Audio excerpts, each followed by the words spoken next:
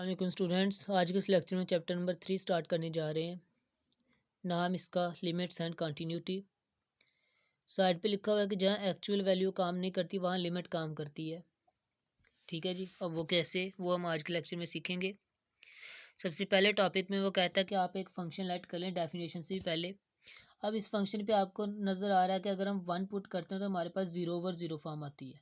तो जब भी आपके पास किसी फंक्शन की 0/0 फॉर्म आए, आपने वहाँ पर लिमिट अप्लाई करवा देनी है। ठीक है। अब फॉर एग्जांपल इसी फंक्शन में 1 डायरेक्ट आपने पुट किया तो आपके पास क्या आंसर आया, 0/0 आया। ठीक है। तो अब हम देखते हैं कि इस फंक्शन का बिहेवियर 1 के नज़दीक 3 नंबर्स पर क्या है। अब नज़दीक 3, चूँकि हम लिमिट 1 को अप्रोच करवा रहे हैं, 1 के इक्वल नहीं आ रही। तो ये देखें 1 के इक्वल नहीं आ रही क्योंकि इस पर तो आंसर 0/0 है। तो अप्रोच करवाएंगे 1 के नज़दीक 3 नंबर्स हम उठाएंगे। तो जैसे जैसे हम 1 के नज़दीक आते जाएंगे राइट साइड से, यानी कि 2 वाली साइड से 1 की तरफ आते जाएंगे, तो हमारे पास जो f(x) का आंसर आएगा वो देखें, आप देख सकते हैं कि हमारे पास आंसर 2 के नज़दीक 3 आ रहा है आंसर। इसी तरह जब हम 1 के लेफ्ट साइड से, यानी कि 0 वाली साइड से हम 1 के नज़दीक 3 पहुँचेंगे x की वैल्यूज़ के लिए, तो हमारे पास जो आंसर होगा f(x) का वो 2 के नज़दीक 3 आ जाएगा। तो देख सकते हैं आपके लेफ्ट साइड से भी और राइट साइड से भी हमारा आंसर 2 के नज़दीक 3 आ रहा है, यानी कि 2 को अप्रोच कर रहा है। तो हम लिख सकते हैं कि हमारे पास इस फंक्शन की लिमिट जो आएगी वो 2 आएगी, जैसे जैसे हमारे पास जो x होगा वो अप्रोच करेगा 1 को। ठीक है, जैसे जैसे x जो है 1 के नज़दीक जाएगा, हमारा फंक्शन जो है वो 2 के नज़दीक जाएगा, तो फंक्शन की लिमिट क्या आ जाएगी, हमारे पास 2 आ जाएगी। और उसको हम इस तरह से लिख सकते हैं। ठीक है जी। इसके बाद इसकी एक डेफिनेशन है, if the value of f can be made as close to limit as we like by taking values of x sufficiently close to a but not equal to a, then we write this. ठीक है जी, जैसे ये चीज़ हमने लिखी, limit answer आया, और इसको हम पढ़ेंगे कि the limit of f is l as x approaches to a। और इसको हम क्या पढ़ सकते हैं, limit of f is 2 as x approaches to 1। ठीक है ना बच्चे। फिर ये कुछ नोट्स लिखे हुए हैं, कहते हैं कि लिमिट्स को आप इन तरीक़ों से लिख सकते हैं, फिर आप x अप्रोचेस टू 1 को ये भी कह सकते हैं। ठीक है। फिर थर्ड पॉइंट में कहते हैं कि इसका जो मज़ीद कॉन्सेप्ट ज़्यादा जो वाइड कॉन्सेप्ट है वो आपकी बुक में नहीं है।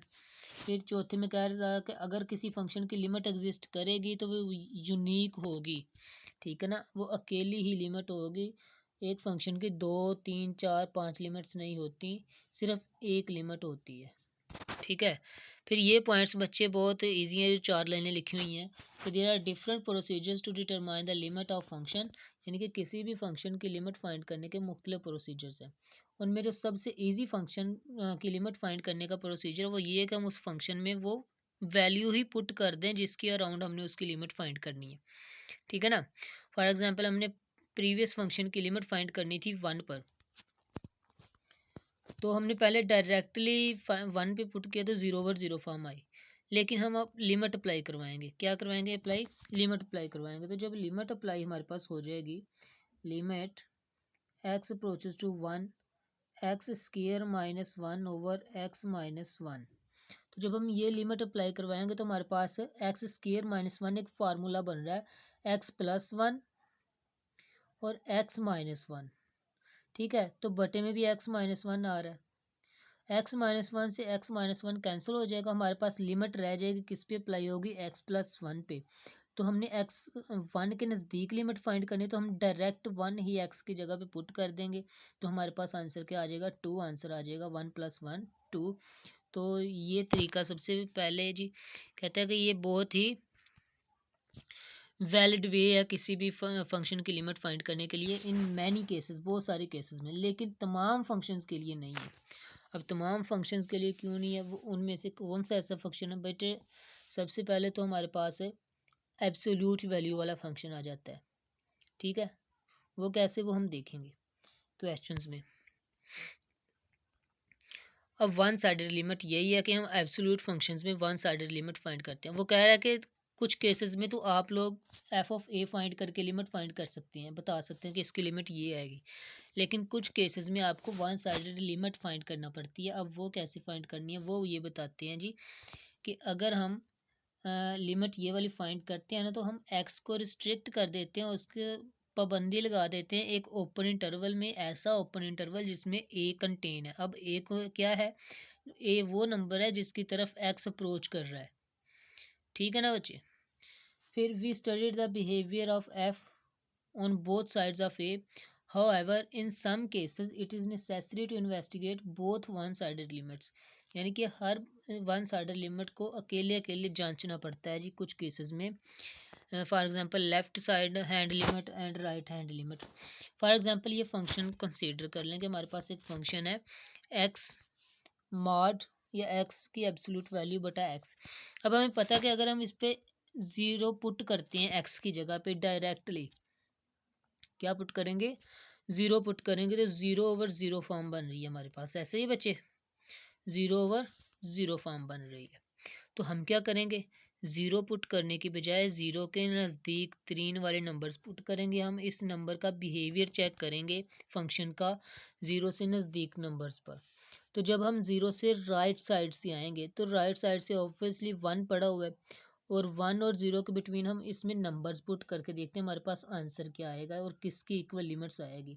तो मैं अगर इनके बीच में कोई 0.1 पुट कर लेता हूँ जो कि ज़ीरो के बहुत ही नज़दीक है, तो 0.1 का हमारे पास मॉडुलस आ जाएगा और बटा 0.1। अब हमें पता है पॉजिटिव नंबर का जो मॉड होता है वो पॉजिटिव होता है, तो 0.1 से 0.1 कैंसिल, तो हमारे पास आंसर क्या आ जाएगा, 1 आ जाएगा। यानी कि मैं राइट साइड से लिमिट लेके आया जब हमारे पास x ग्रेटर देन 0 था, तो हमारे पास जो आंसर आ रहा था वो +1 आ रहा था, ठीक है ना बच्चे। तो वो ये लिख दिया उसने। इसी तरह जब मैं ज़ीरो से नेगेटिव वाली साइड से आऊँगा, यानी कि -1 वाली साइड से आऊँगा, तो मैं अगर माइनस 0.5 पुट करता हूँ इसमें, इस वाले फंक्शन में, तो -0.5 का मॉड बटा -0.5, तो -0.5 का मॉड उसको प्लस कर देगा और बटे में हमारे पास ये आ जाएगा। देखें जी, ये प्लस कर दिया मॉड ने, और ये हमारे पास बटे में -0.5 कैंसिल होने के बाद हमारे पास आंसर क्या है, -1।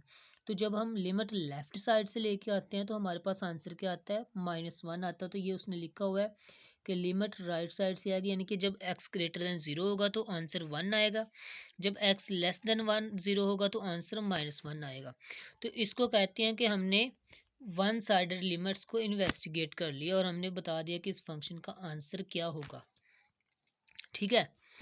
अब as x approaches to 0 from right side, the value of f approaches a limit of 1, as similarly x approaches to 0 from left, the values of f approaches to a limit of -1। लेकिन ये हमारे पास right hand limit 1 आ रही है, left hand limit -1 आ रही है, तो दोनों equal नहीं है। इनको हम इस तरह से शो कर सकते हैं कि ये हम x 0 की तरफ अप्रोच कर रहा है, ऊपर प्लस का निशान ये शो करवा रहा है कि ये पॉजिटिव साइड से अप्रोच कर रहा है, फिर यानी कि राइट साइड से। फिर ये लिमिट हमारे पास x अप्रोच कर रहा है 0 को, ऊपर नेगेटिव साइन ये शो करवा रहा है कि ये नेगेटिव साइन से यानी कि लेफ्ट साइड से हमारे पास अप्रोच कर रहा है 0 की तरफ। ऊपर इस माइनस का और इस जमा का और कोई काम नहीं सिवाय ये बताने के कि ये राइट साइड लिमिट और ये लेफ्ट साइड लिमिट है, ठीक है बच्चे। ये लिखा भी हुआ है कि सुपरस्क्रिप्ट जो प्लस है वो इंडिकेट करता है लिमिट फ्रॉम राइट साइड, और सुपरस्क्रिप्ट जो माइनस है वो इंडिकेट करता है limit from left. This leads to general idea of one sided limit. तो ये जो वन साइडेड लिमिट का कॉन्सेप्ट है ये हम अपने एक्सरसाइज में यूज़ करेंगे 3.1 में। ये राइट हैंड लिमिट और ये लेफ्ट हैंड लिमिट मैं आपको बता चुका, जब हम राइट साइड से लिमिट्स पुट करते हैं तो राइट हैंड लिमिट आती है, जब लेफ्ट साइड से पुट करते हैं तो लेफ्ट हैंड लिमिट। और उनको हम इस तरह से शो करवाते हैं कि राइट हैंड लिमिट के लिए हम ए के ऊपर प्लस लिख देते हैं और लेफ्ट हैंड लिमिट के लिए ए के ऊपर हम माइनस लिख देते हैं, ठीक है। ये इनकी डेफिनेशन आप लोगों ने इनकी डेफिनेशन देख लेनी है, समझा मैंने आपको दिया है कि ये होता क्या है। उसके बाद है test for existence of limit. अब फॉर एग्जांपल आपके पास एक फंक्शन है, तो हम कैसे फाइंड करेंगे कि उसकी लिमिट एग्जिस्ट करती है कि नहीं करती है, ठीक है ना। तो the two sided limit of a function exist, यानी कि टू लेफ्ट साइड और राइट साइड लिमिट इकट्ठी, उसको हम कहते हैं टू साइडेड लिमिट। उसको हम इस तरह से डिनोट करते हैं कि लिमिट के ऊपर ना तो हम प्लस लिखते हैं ना ही हम माइनस लिखते हैं। ठीक है, वो होती है टू साइडेड लिमिट्स। अब एक ही शर्त पे वो एग्जिस्ट करेगी अगर if and only if both of one sided limits, यानी कि वन साइडेड लिमिट्स दोनों जो हैं हमारे पास, चाहे वो लेफ्ट साइड है चाहे वो राइट साइड है, वो दोनों क्या हो, सेम वैल्यू हो लिमिट की।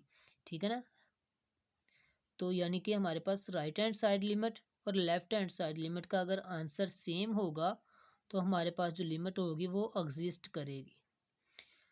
ठीक है ना बच्चे, ये चूंकि इन्होंने इफ एंड ओनली इफ लिखा हुआ है तो हमारे पास दोनों केसेस वैलिड्स हैं कि अगर हमारे पास लेफ्ट साइड लिमिट और राइट साइड लिमिट इक्वल है तो हमारे पास लिमिट एग्जिस्ट करेगी, या अगर हमारे पास लिमिट एग्जिस्ट करती है तो हमारे पास लेफ्ट साइड लिमिट और राइट साइड लिमिट दोनों क्या होंगी, इक्वल होंगी।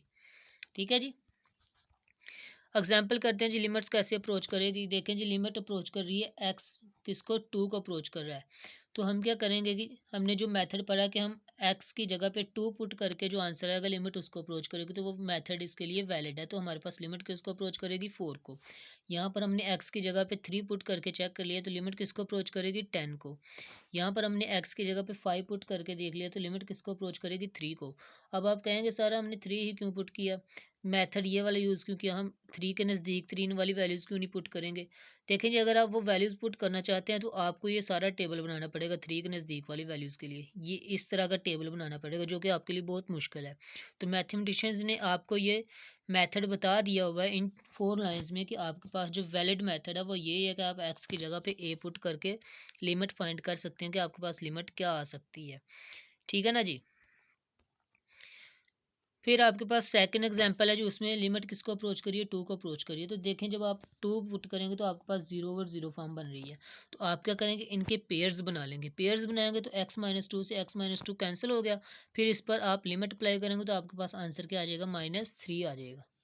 ठीक है ना जी, एग्जाम्पल नंबर थ्री में देखें जी, लिमिट किसको अप्रोच कर रही है, नाइन को अप्रोच कर रही है। तो ऑब्वियसली जब आप यहाँ पे देखेंगे कि हमारे पास क्या आ रहा है, नाइन आ रहा है, लिमिट नाइन डायरेक्टली पुट करेंगे तो हमारे पास क्या आएगा, आंसर जीरो ओवर जीरो आएगा। तो आप क्या करेंगे, आप इसको रैशनलाइज कर लेंगे। रैशनलाइज क्यों, क्योंकि इसमें जजर आ रहा है। जजर चाहे न्यूमिनेटर में आ रहा हो चाहे डिनोमिनेटर में आ रहा हो, आप उसको रैशनलाइज करेंगे लिमिट अप्लाई करने से पहले। ठीक है बच्चे, तो ये डिनोमिनेटर में आ रहा था तो इसका जो साइन आ रहा है प्लस माइनस का, इसको आप प्लस करेंगे, ऊपर भी मल्टीप्लाई नीचे डिवाइड।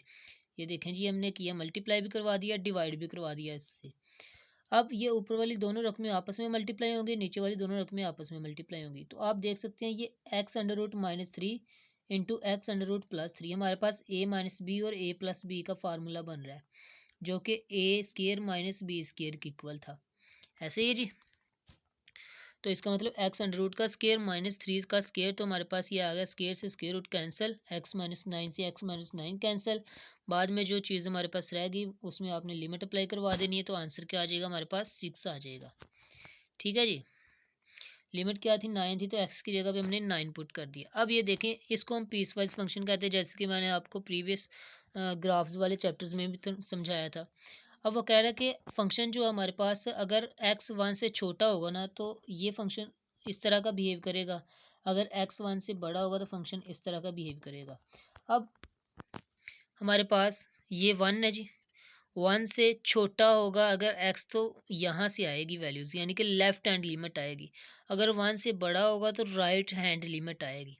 अगर दोनों लिमिट्स का आंसर इक्वल होगा तो हम कहेंगे कि इसकी लिमिट एग्जिस्ट करती है। ये देखें जो उसने यही कहा है, ये वन के ऊपर नेगेटिव साइन लिख दिया ताकि आप फाइंड करें लेफ्ट हैंड लिमिट, और ये प्लस का साइन लिख दिया कि ये आप फाइंड करें राइट हैंड लिमिट। अगर दोनों का आंसर सेम हुआ तो फिर आप ये वाली लिमिट फाइंड कर सकते हैं और कह सकते हैं कि इसका आंसर भी वही होगा जो इन दोनों का आंसर है।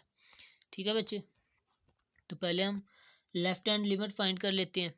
तो उसके लिए हमने देखें जी, लेस देन वन था ना लेफ्ट हैंड लिमिट के लिए, तो इस फंक्शन में हमने वन पुट किया तो आंसर टू आया। फिर राइट हैंड लिमिट के लिए हमारे पास फंक्शन ये आ रहा है तो इसमें हमने वन पुट किया तो हमारे पास आंसर वापस से टू आया। तो लेफ्ट साइड और राइट साइड का आंसर क्या आ रहा है, लिमिट क्या हो रही है, सेम हो रही है।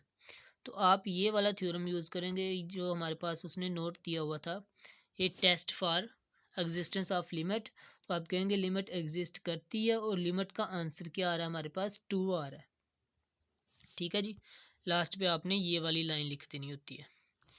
देखिए जी, आपके पास लेफ्ट साइड लिमिट और राइट साइड लिमिट इक्वल आई तो लिमिट एग्जिस्ट करती है, तो आप कह देंगे लिमिट का आंसर भी यही आ रहा है।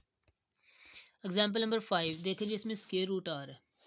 अब लिमिट आपको कह रहा है कि आपने माइनस वो भी फाइंड करनी है, लेफ्ट भी राइट भी, और फिर चेक करना लिमिट एग्जिस्ट करती है कि नहीं, टू साइडेड लिमिट भी फाइंड करनी है।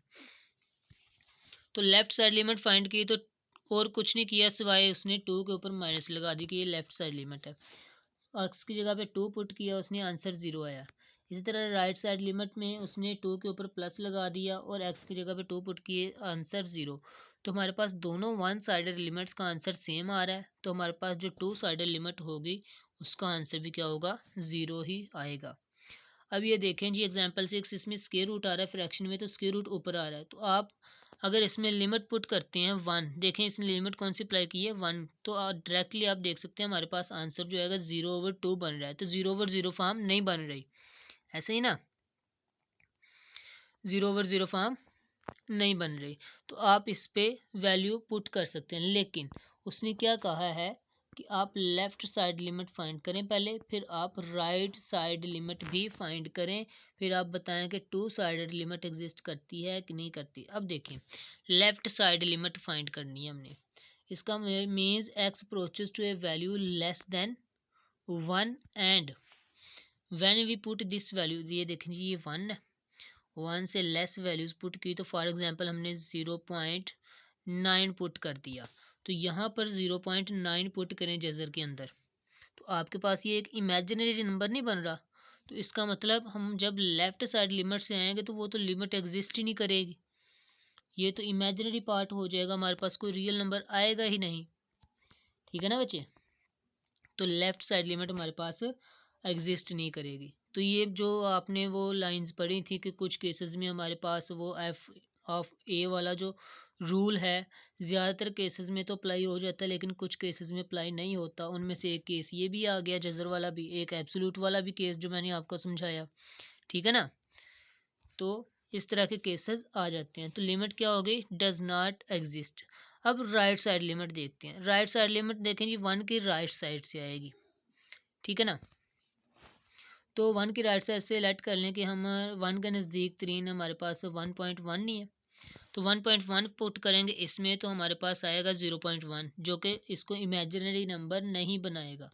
तो आप इसकी वैल्यूज़ फाइंड करेंगे तो हमारे पास आंसर आ जाएगा 0। तो कह रहा है कि जब हम x अप्रोच करेगा 1 को, means x approaches to value greater than 1 and when we put this value in this function we get 0। तो हमारे पास राइट हैंड साइड लिमिट क्या आई, 0 आई। लेफ्ट साइड लिमिट हमारे पास एग्जिस्ट ही नहीं की और राइट साइड लिमिट हमारे पास 0, चूंकि दोनों लिमिट्स इक्वल नहीं है तो हमारे पास जो लिमिट 2 साइडेड लिमिट है वो डज नॉट एग्जिस्ट करेगी। अगर हमारे पास left side limit, left hand limit और राइट हैंड लिमिट इक्वल आ जाते तो हम कहते हैं कि लिमिट एग्जिस्ट कर रही है, और उसका आंसर भी वही आ रहा है जो इन दोनों का आ रहा है। ठीक है ना, अब चूंकि दोनों का आंसर इक्वल नहीं आ रहा तो लिमिट एग्जिस्ट ही नहीं कर रही। जब लिमिट एग्जिस्ट ही नहीं करेगी तो इसका आंसर कैसे बताएंगे, तो वो भी एग्जिस्ट नहीं करेगा। फिर इसके बाद प्रॉपर्टीज़ आ जाती हैं। कहते हैं कि जब हम लिमिट कांस्टेंट पे अप्लाई करवाते हैं तो उस पर कोई फ़र्क नहीं पड़ता, कांस्टेंट वैसे का वैसा रहता है। फॉर एग्जांपल ये चीज़। फिर कहते हैं कि जब हम किसी पावर पर अप्लाई करवाते हैं लिमिट, तो वो एक्स की जगह पे लिमिट पहुंच जाती है और पावर वैसी की वैसी रहती है जैसे ये है। ठीक है ना जी। फिर कहते हैं, ये एग्जांपल्स भी साथ साथ दी हुई है ना।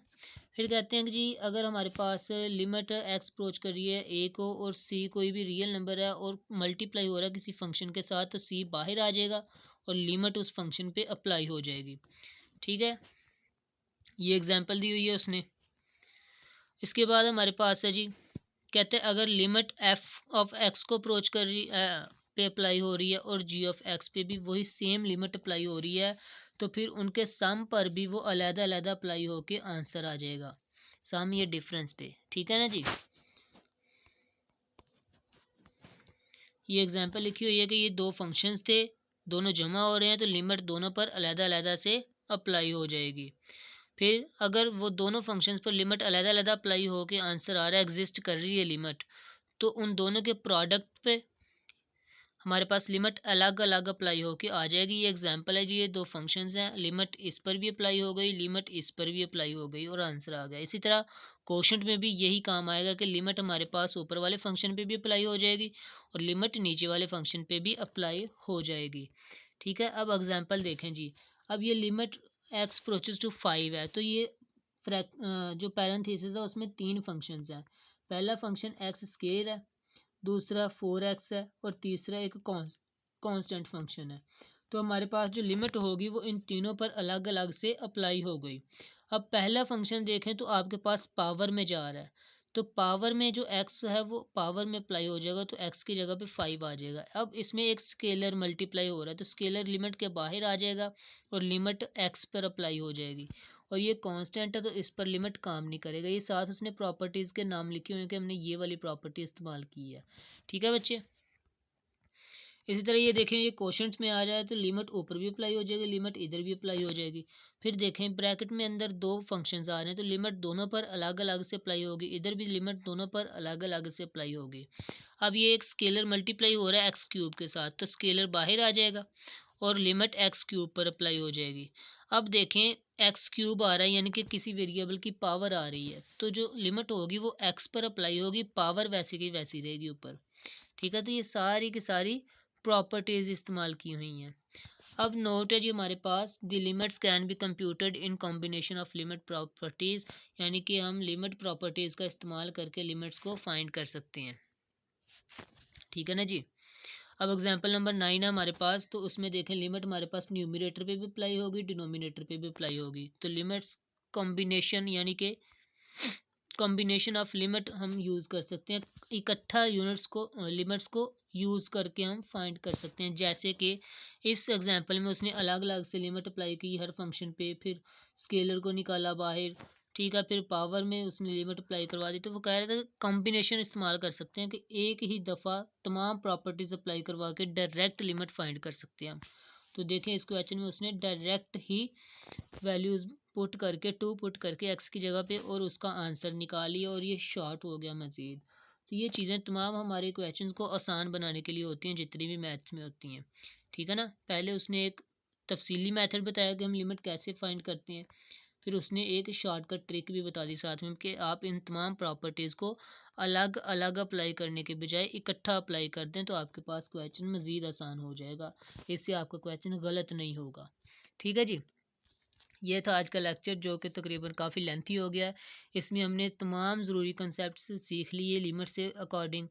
तो नेक्स्ट लेक्चर में हम इंशाल्लाह अपनी एक्सरसाइज 3.1 स्टार्ट करेंगे, वो आपके लिए अब आसान हो जाएगी। तो नेक्स्ट लेक्चर तक के लिए इजाज़त दीजिए, अल्लाह हाफिज़।